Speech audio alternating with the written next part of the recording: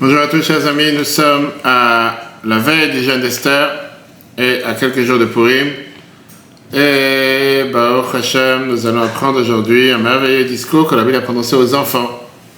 Je l'ai rencontré plusieurs fois par an, des discours particulièrement adressés aux enfants du peuple juif.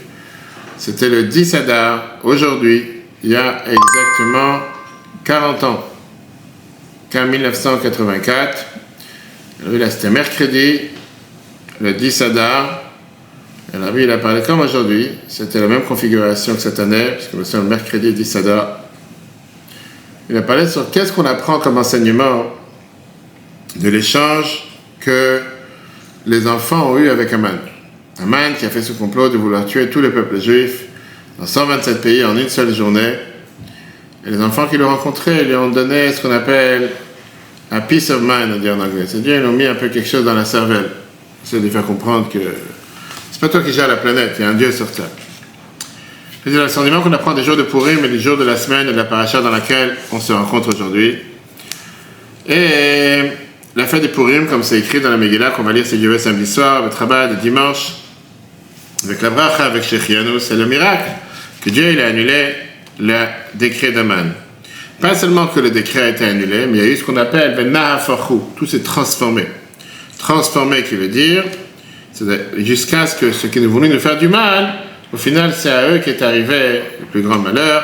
Et c'est pas pour rien que c'est une des raisons pourquoi pour eux on a l'habitude de se déguiser, de changer la norme pour ajouter dans la joie jusqu'à ce qu'on finisse la Megillah, dans le chapitre de la Megillah 9, la Yehudim Aïta Ora Vesimcha Vesasan Vikar, que les Juifs ont eu ce qu'on appelle la joie, bonheur, l'allégresse, l'enthousiasme, etc. C'est très bien que tout le monde parle du personnage le plus important de Purim qui était Esther. On voit que la Megillah s'appelle Megillat Esther. C'est-à-dire qu'on sait aussi ce que le Midrash nous raconte, Midrash de Esther Rabba chapitre 7, que ceux qui ont eu un impact important sur l'annulation du décret, c'était les enfants. Les enfants ont énormément agi, ils ont énormément fait en sorte de pouvoir annuler le mauvais décret. Je te prends du gel. Tu vois, sans permission. La Midrash te dit comme ça. Quand on a signé les fameuses lettres, les décrets, et ils ont été donnés dans la main de Haman, il est arrivé avec toute sa bande dans la rue, il était fier de lui. Ils ont décidé de faire du mal à Mordechai, de rencontrer Mordechai qui était dans la rue. Mordechai, il a vu 3 enfants, bas âge, qui sortaient de l'école. Mordechai il a couru derrière les enfants. Quand Haman il a vu de toute sa bande que Mordechai courait derrière les enfants, ils ont dit tiens, viens on va essayer d'entendre qu'est-ce que Mordechai parle avec les enfants, c'est la peur, la panique, le fait que Haman qui est là, etc.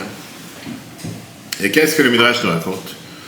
Mordechai il est arrivé voir les enfants. Il a demandé au premier enfant, dis-moi ce que tu as appris à l'école aujourd'hui.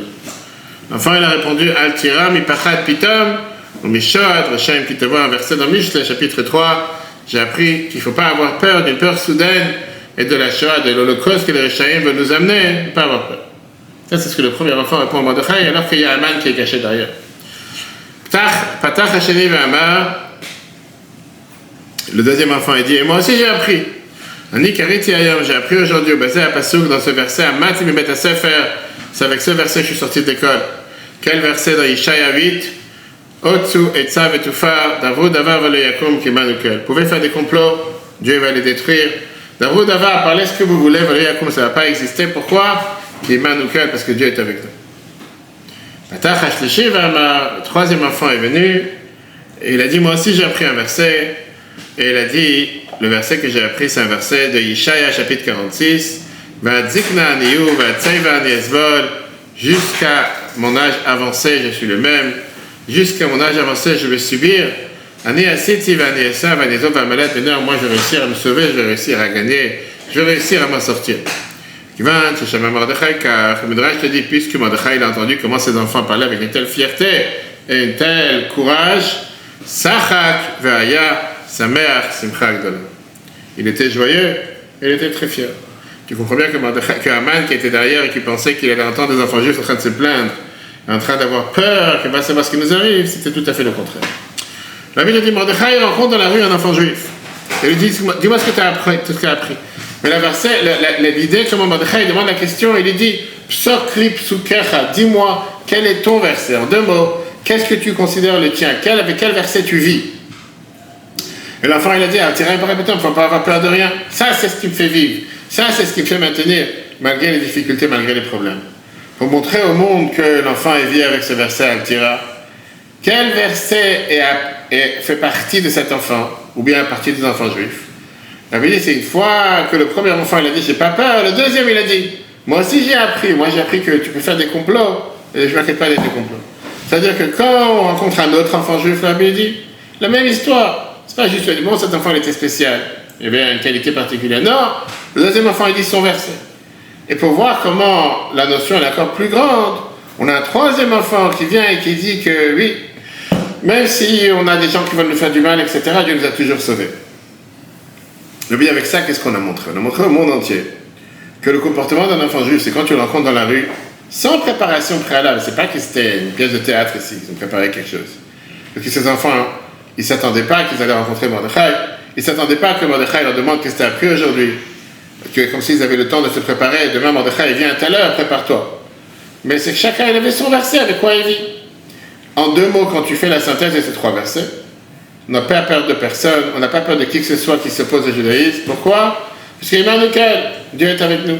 Et donc c'est sûr qu'Ani Esbol va malade, même si on peut parfois, soi-disant, subir, on va s'en sortir. Quand Mordechai il a vu que le peuple des enfants juifs sont dans une telle situation, Sachak il était content parce qu'il savait que si les enfants juifs ils vont avec la force de la Torah, on est garanti que le mauvais décret va s'annuler. J'avais dit ça, c'était à l'époque.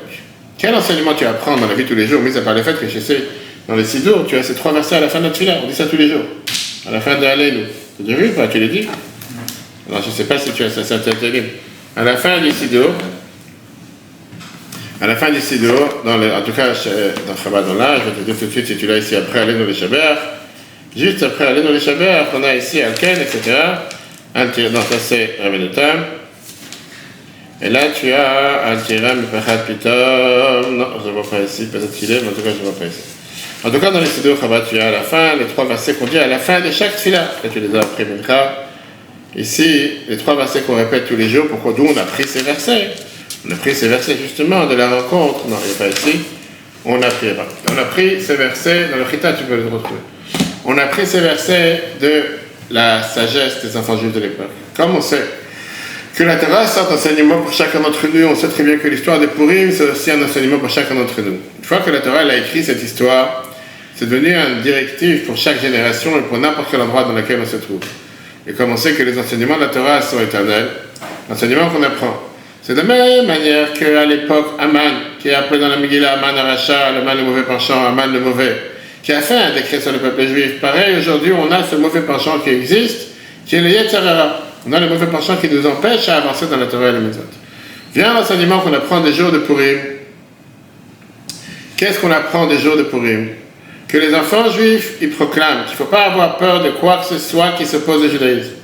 Pourquoi? Parce qu'on va avec la force de Dieu. Et par ça, on annule tous les mauvais décrets et tous les mauvais complots du mauvais penchant, jusqu'à ce que la Yehudi, on a la joie, on a le bonheur. Alors oui, pour commencer à t'expliquer, rentrons dans les détails des 3 versets. C'est pas par hasard qu'ils ont utilisé ces 3 versets, et dans cet ordre. Premièrement, ça vient exprimer 3 différentes situations. Le fait de savoir que dans la cour du roi se promène quelqu'un qui s'appelle Aman Agagi. On sait très bien, on a vu ça dans les cours précédents cette semaine, qu'on peut voir sur la Torah.fr, que Aman, c'était des descendants d'Amalek, qui était connu pour sa haine notoire au peuple juif. Parfois, le fait de savoir que tu as un ennemi, ça même ça te fait peur. Ah, des gens qui nous regardent, comme les gens te disent. Et parfois, ça peut t'amener, va savoir ce qui peut nous arriver. Avant même qu'Aman ouvre sa bouche, avant même qu'il commence à faire des décrets contre le peuple juif. C'est déjà dans sa pensée qu'on voit dans la Megillah, Marchev et Aman. Il a un complot. Viens, le premier verset te dit, écoute-moi, cher ami, Al-Tira Mipachat Pitom. Qu'est-ce que ça veut dire Al-Tira? Ça veut dire n'aie pas peur. Qui veut dire, commence même pas à avoir peur du fait qu'il y a quelqu'un pareil qui existe. Pardon. Quand maintenant, cette pensée de Haman, elle commence à parler. Elle commence à s'exprimer. Il commence à parler avec des autres ministres, Il commence à parler avec le roi. Il vient même chez Achashverosh, il va chez le président. Et il lui dit de faire un décret contre le peuple juif, comme tous les détails qu'on raconte dans la Megillah. Vient le deuxième verset, il te dit, Otsu et ça, fais ton complot. J'ai pas peur de ton complot. Vetoufa, au final, ton complot, il va être totalement anéanti. D'abord, d'avant, tu peux parler ce que tu veux. Velo yakum. Ce complot ne va pas se maintenir. Ce qui veut dire, on est passé à la deuxième étape. C'est pas juste un complot qu'il y a dans la pensée. Marcher et Aman. Mais c'est un complot qui s'est exprimé même par la parole. Qu'est-ce qui s'est passé à la troisième étape? Troisième étape, c'est que tu as les paroles de Haman qui ont été acceptées par Achashverosh. Et le Megillah te dit qu'Achashverosh c'est un roi idiot. Un melech tipesh. Jusqu'à ce qu'il a signé avec sa bague, le tampon du roi, il a signé les lettres. Vient le troisième verset, Ve'adzikna aniu. Ani esbol ve'amalet, qui veut dire qu'au final Dieu va nous sauver. Que même dans des situations dans lesquelles il y a déjà eu un complot qui a été signé, Dieu nous sauve. Rabbi, ça existe, pareil pour le décret du mauvais penchant qui est à l'intérieur de chacun d'entre nous. D'abord, il faut savoir que le mauvais penchant, qui représente les forces du mal, veut faire du mal. Il a son pouvoir de faire du mal sur terre. Shoad Rashaim, c'est du mot Choshech, l'obscurité. À la place d'avoir une vie éclairée avec la lumière de la Torah, la Yodi Maïta Ora Oraz du Torah, non, moi il veut faire du mal. Chaque juif, il sait que Dieu a créé le monde, Dieu a créé le ciel, Dieu a créé la terre. Pas seulement chaque juif, chaque homme normal, chaque être humain. C'est que Dieu dirige la planète. Que Dieu, qui est le commandant en chef du peuple juif, puisqu'on nous sommes amenés l'armée de Dieu, il est présent pour nous. Et donc, on est capable de faire ce que Dieu nous demande avec une grande joie. Donc notre lumière, notre vie, c'est une vie éclairée. Quelle est la volonté du mauvais penchant? Quelle est la volonté du force du mal? Le force du mal veut faire l'obscurité dans le monde. Par ça qui te refroidit, par ça qui t'amène une faiblesse dans le service de Dieu. Après, ça arrive, le mauvais penchant. Et il veut commencer à chercher n'importe quelle ruse. Comment amener ce plan concrètement? Il va voir un enfant juif et il lui dit n'importe quelle manière qu'il peut le détourner de faire ce qu'il faut. Il lui dit quel exemple? Le mauvais penchant, il vient et te dit que quand ça arrive le temps de prier ou de faire une bénédiction avant de manger, il te dit, dis à tes parents, à ton prof, à ton dirigeant, que tu es fatigué maintenant, tu n'as pas la force. Tu n'as pas la force de prier, tu n'as pas la force de donner les brachas, tu n'as pas la force d'apprendre. Et donc tu veux manger, c'est un bracha. Et c'est sûr que tu n'as pas la force pour vérifier si le manger est caché ou pas, si c'est apte à la volonté de Mordechai et Esther. Plus que ça, lui dit parfois, il y a des situations dans lesquelles on te demande, ton comportement te demande de te séparer de la société dans laquelle tu vis, de l'endroit où tu habites, dans la même rue ou dans le même quartier, qui habitent là-bas des enfants qui ne sont pas d'état religion. Et tu as envie de vivre en paix avec eux. Et parfois tu vas t'amuser avec eux. Arrive Shabbat et Yom Tov. Que tous les enfants non juifs vont jouer avec un ballon. Plus qu'on habite sans dans les détails pour un enfant. Et toi, à la place, tu dois aller à la synagogue pour prier. Pour dire Baruch l'Akdusha. Et pareil, tu dois faire Mincha. Ou n'importe quel autre sujet de la Torah et les Mitzvot. Viens les trois versets qu'on vient de voir. Et dans l'ordre qu'on a dit. Al-Tira, Otsu, Etza et Adzikna. Que d'abord, il faut savoir, il ne faut pas avoir peur du complot du mauvais penchant. Il n'y a pas de quoi avoir peur. Même une fois que le mauvais penchant il a parlé, il ne faut pas s'émouvoir avec tout fa. Son complot, il va s'annuler.